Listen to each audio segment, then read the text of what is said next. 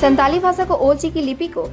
2025 तक घर घर पहुंचाने का लक्ष्य रखा गया है। इस मिशन को सफल बनाने के लिए कई बुद्धिजीवी दिन रात निरंतर लगे हैं। लोगों को अपनी भाषा, संस्कृति व समाज की महत्ता के बारे में बता रहे हैं ताकि लोगों में अपनी मातृभाषा के प्रति रुचि बढ़े और लोग उसकी लिपि को सीखने की दिशा में आगे बढ़े। ओलची की लिपि को जन जन तक पहुँचाने को लेकर ही ओडिशा बालेश्वर जिले के बास्ता प्रखंड बेगुनिया गाँव में एक बैठक बुलाई गई थी, जिसमें समाज के बुद्धिजीवी, शिक्षाविद आदि ने अपनी बातों को रखा। मालूम हो कि संतालों की मातृभाषा संताली भाषा है। इसकी लिपि ओलची की लिपि को भारतीय संविधान की 8वीं अनुसूची में वर्ष 2003 में सम्मिलित किया गया है, लेकिन 20 वर्ष बीत जाने के बाद भी इसका प्रचार प्रसार सरकार की ओर से संतुष्टिजनक नहीं हुआ है। मजबूरन समाज के बुद्धिजीवी व शिक्षाविदों ने संताली भाषा व लिपि को जन जन तक पहुँचाने का लक्ष्य अपने कंधे पर उठाया है।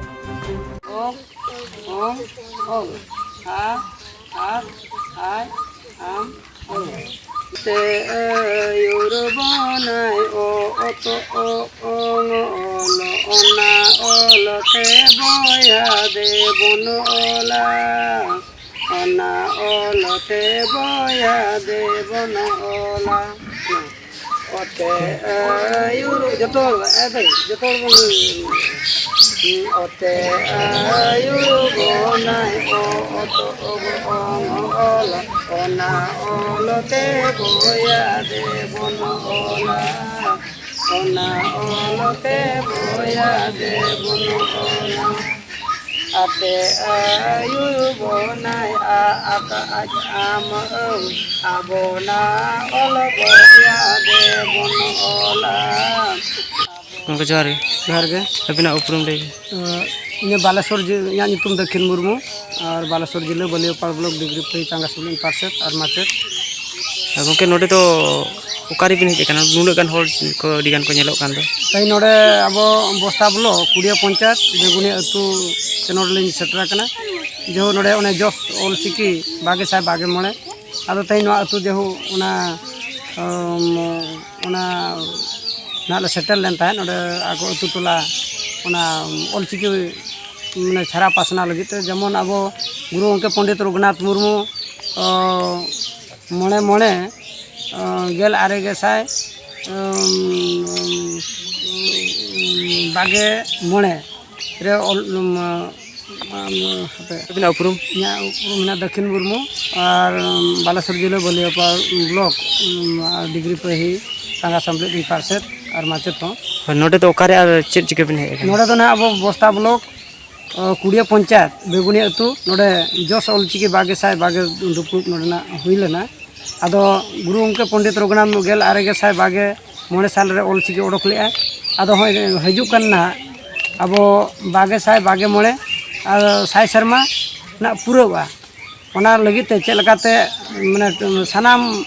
संताल हो सनाम अतु सनाम हो जेमन ओलचिकी ते को ओलो दाड़े मा और को पढ़ाव दाड़े मा को और को सेचेदो मा और ओना लगी नोडे बन सेटर कना जहाँ जहाँ लका अब ओल रोड धरम मालटो कना ओना जेमन चेलका तबन बांचाव दोहया होय आर ओना लगी ते नोडे बेगुनिया अतु लिन सेटर कना आर अबो रिन आदिवासी होल को नवा को माने पासनावा और बांग नवा को चेदो अमते चेट उनका को लेगा आदो जहो ना बेगुनिया अतु रेन जतो आयो को बाबा को गिदर पुदर और नै दई होल देविका सोरेन हो अगन बाना होल जुरिता पिन चेदोआ और सनाम होल गे को चेदोआ को मिते को लई किया और अब हम ब्रांच आसिका पास्टा कोन जतो होल साय साय बन सपोहत को मिते अब हम ने लई सदर का गंके नवा जति चलका रे लाहा और उनु दिन हुईना ओलचिकी मा ओडक कना निते भी चेदा बापन लाहा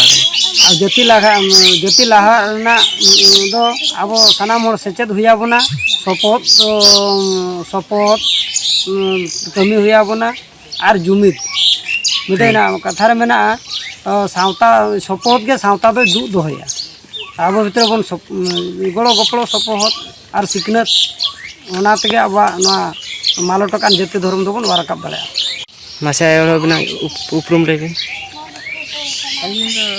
देविका सोरेन नवा टोला रे ना तो चेटोला ना तो बेगुनिया नोडे नुना गान होल पे जावरा कान तो चेल लगित पे जावरा कान नोडे ऑलचिकी मिटन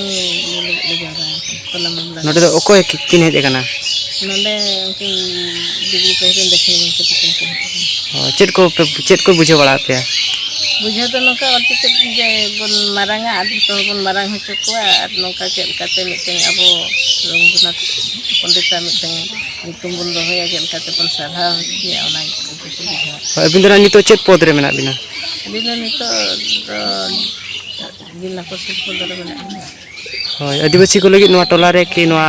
ब्लॉक रे बिन चेट को बिन कमी का ओना कटी बिन लिया ब्लॉक रे दो आदिवासी लगे तो चेन बलिंग कमी का अनका तो जाहिर को गेलिंग कमी बड़ा का ना बारे एमका और